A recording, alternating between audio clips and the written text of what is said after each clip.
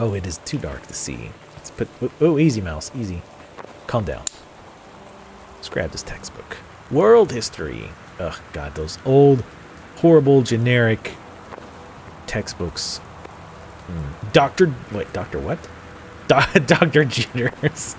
What a perfect name. Dr. Pepper's gross, by the way. If you like it, you are a gross person. Nothing here. Grab the glass. Throw it away. We're rich. We don't need it. Actually, if her father keeps up, I don't know if they're going to have enough money. So, like, he's about to get well, I don't think he can get fired. Well, I guess if he keeps doing a bad enough job.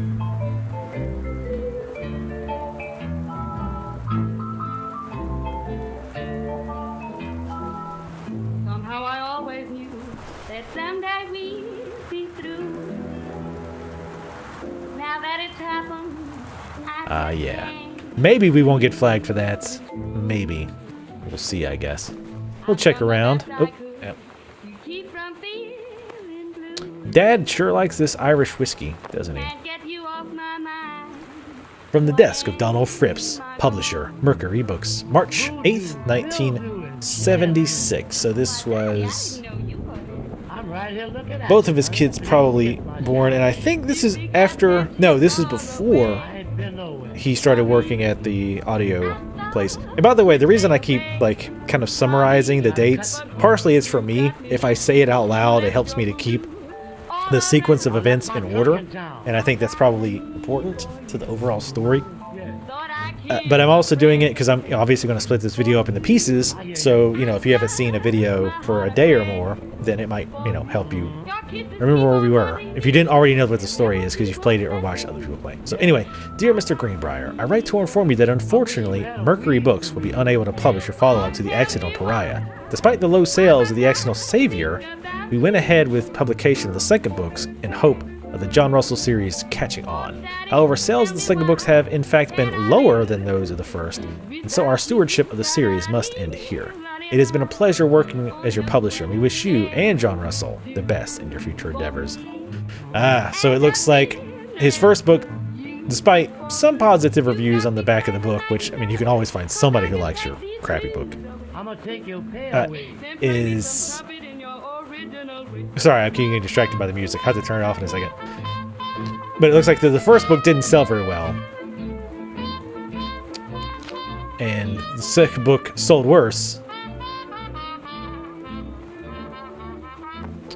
So therefore, that's probably why he ended up getting stuck doing the audio reviews, which, I mean, while it would be a pretty sweet job, it's almost certainly not what he wanted, right? I mean, he wants to write novels, and successful novels at that.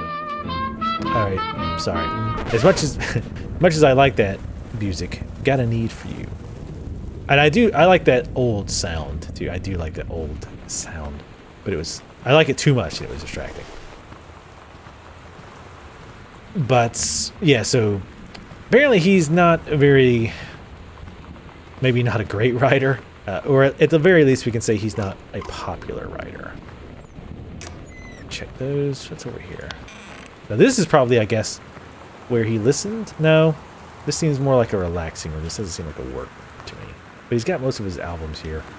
But it doesn't have much of a sound setup. And he's got this, but anyway, I don't know why I'm trying to find that. Like, that's so super important.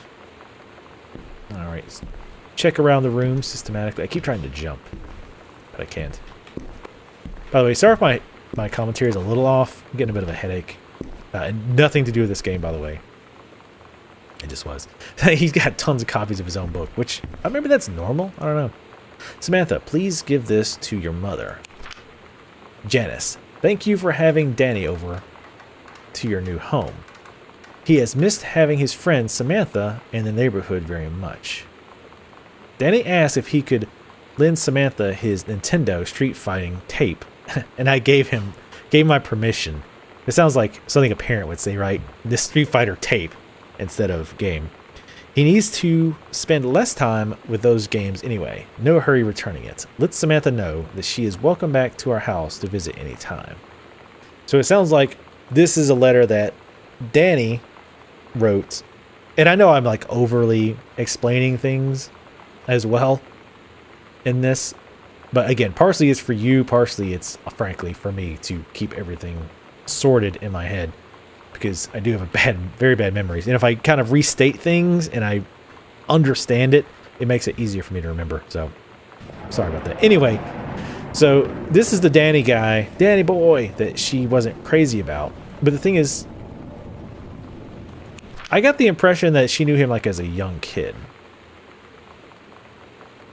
This would have been around the time of Street Fighter, Super Nintendo. So yeah, this would have been, I'm not going to look it up, but 94-ish? That sounds right. But they've been here a year. I don't know, from the letter that we read earlier, where her mom says something about Danny. Why don't you hang out with Danny? And then Sam responded she was creepy. I got the impression they knew each other like when they were really young, and now they've gotten back together after years. So I mean, I guess it's possible Danny's parents moved close to where they are now, but I think I'm just not thinking that correctly. I think maybe when they first started hanging out. But again, this letter indicates like the kids are pretty young, right? I mean, you wouldn't write this or do this if the kids were like 17 or 16, right? That would just be weird. This is more like 12, 13 years old or younger. So When you live in one place your whole life, your next door neighbor is kind of like your default friend. And Daniel only got weirder over the years. So moving away has been a good excuse to, like, not see him anymore. But he did always have the good Nintendo games. Maybe I'll give him a call. So that is what's happened.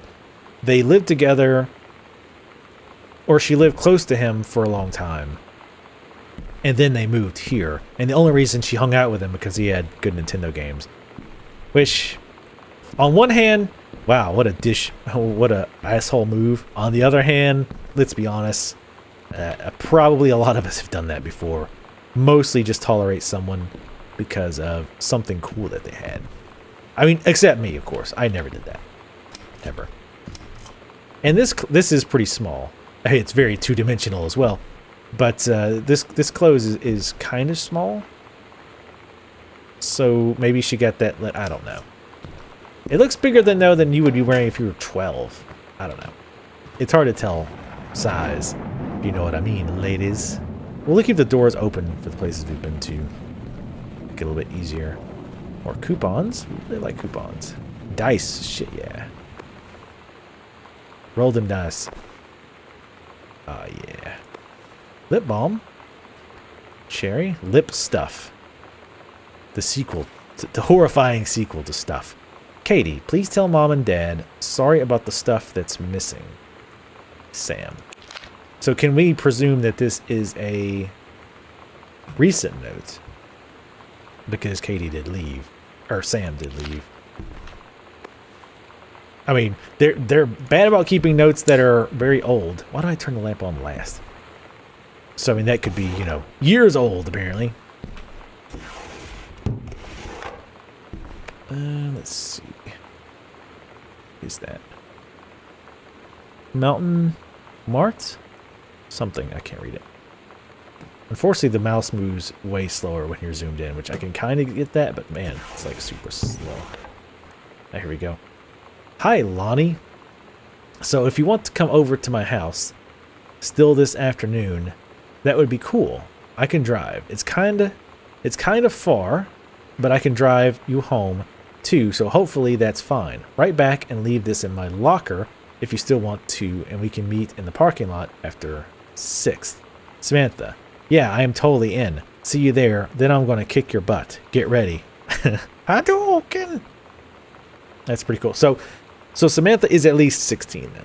So Samantha is, at least in the U.S., and at least is all the states that I'm aware of, barring hardship licenses in like Wyoming, you had to be 16 to drive by yourself.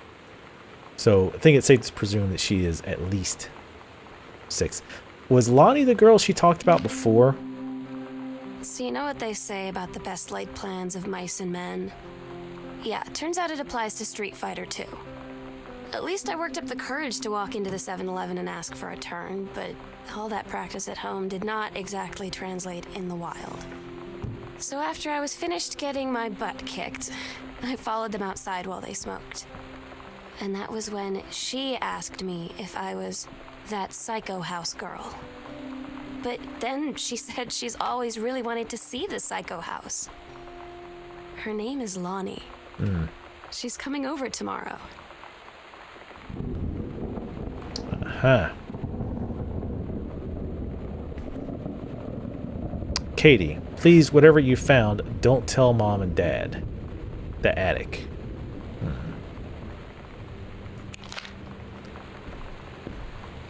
So she's taken some stuff, and she doesn't want Mom and Dad to be told.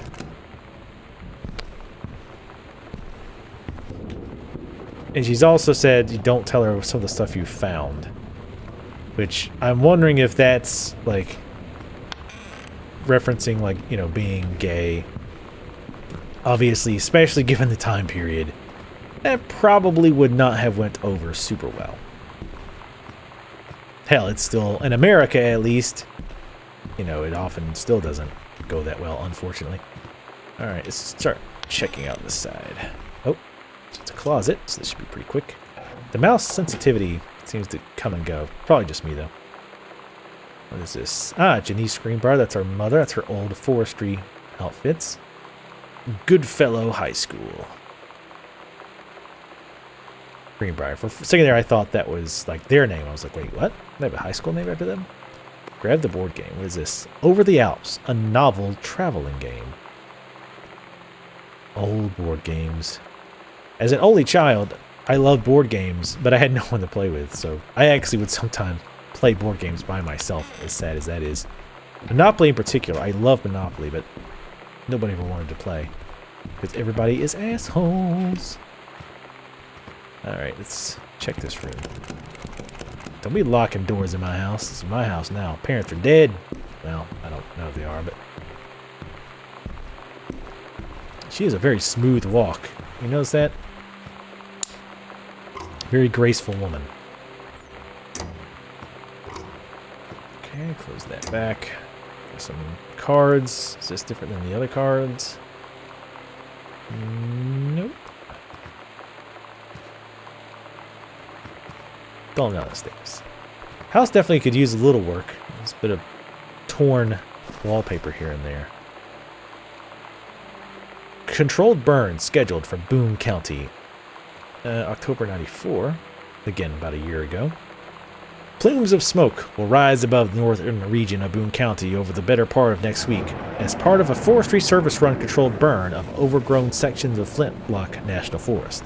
Forestry crews have been prepping the area for months. The burn operation will take place between 8 and 5 on Monday, Tuesday, Wednesday, and possibly into Thursday, depending on the speed of progress, according to the Forestry Service.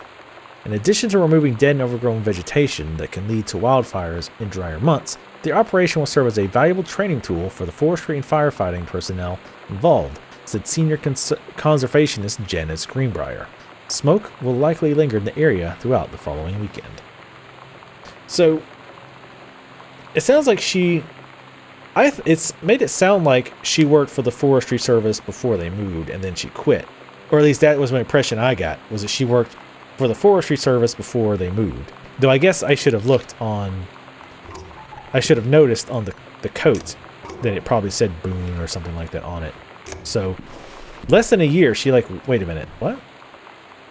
Senior conservationist.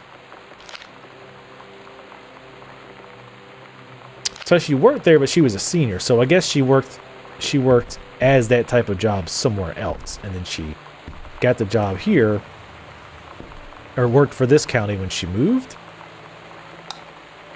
Is that right? I don't know. Read personal calendar. Who leaves their personal calendar out? Come on. Couples, bowling, cooking class, take an apron, bathroom. Oh, it says it bathroom dancing. It's like, wow. The 90s were really weird, kids. Monday, couples, bowling, cooking class, bowling. Stop making noises behind me, seriously. Cooking class. Cook the big meal for Terry and Sam. So I wonder if, like, this is the day we were coming back. I mean, logically, you would think so. You wouldn't think this would be that old. Oh, God, this old, hideous combs. Let's forget that those ever existed. Alright, what's this say? Tacoma County Forestry Service. Notice a temporary personal transfer. Bruce Pendleton, Head of Personnel, State Forestry Service. To aid in the upcoming prescribed burn operation, a ranger with expertise in the procedure is being transferred to the station at Flintlock National Forest, effective 9/2/94. Please see attached personnel file. The overseeing officer at Flintlock Forestry Station, Senior Conservationist Janice Greenbrier, is charged with the supervision of transferred personnel. The duration of transfer will be based upon performance evaluation as well as the recommendation of the overseeing officer. So, hold on a second. June. Hold on. May, June, July, August. Oh wait, September is the 9th month. Damn it. Yeah, I don't know why numbers and months don't line up for me. So September. So this is a month after they moved, I believe. I think they moved in August. Maybe not. Either way, it's close. So there was somebody else came in to oversee the actual burn operation. Or wait, I'm trying to understand. Is it Janice Greenbrier? No, it wasn't her. Because at first I thought, well, maybe she was the one who got transferred. Like, she was the specialist. But it says the overseeing officer at Flintlock Forestry Station, Janice Greenbrier, is charged with the supervision of transferred personnel. So she's just in charge of the person who's being transferred, who's in charge of the thing, of the burn. Oh, we read that. Anything down here? Oh, forgot we can crouch. Okay. So I'm thinking this burn has something to do with something. Oh, I thought that was a paper. It's just the light coming through the window. Or maybe not. Maybe it has nothing to do with anything. Random bookshelves. Who does this, by the way? Who has, like, random shelves full of books just, like, in the middle of nowhere? It's a cassette tape. Bratmobile. Potty Mouth. Oh, this sounds like... Oh, for Sam. Oh, is it empty? It is. Okay. That's the one we found downstairs, right? I think it is. It's weird hanging out with girls. Daniel was around ever since I was little, and other girls? I don't know. But being around Lonnie is like instantly just right.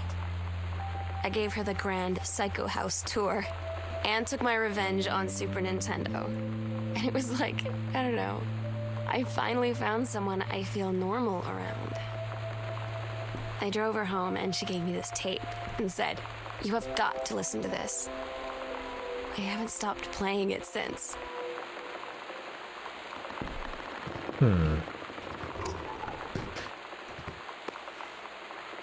I mean, you would think offhandedly, like, this is the tape that she gave her to listen to. But she wrote "For Sam" on it. So if she had just met her, like, the day before, it'd be a bit weird that she would have wrote that on there. So maybe there's a different one that she listened to? I don't know.